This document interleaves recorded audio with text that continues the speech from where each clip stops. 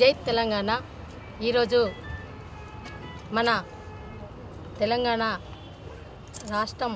ఏర్పడడానికి మరి బతుకమ్మ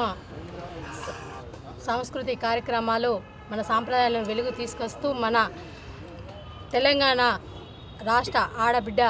కవితక్క గారి జన్మదిన సందర్భంగా వారికి శుభాకాంక్షలు తెలియజేసుకుంటూ మరి వారి జన్మదిన సందర్భంగా మంచిర్యాల పట్టణంలో మరి కేక్ కట్ చేయడం జరిగింది.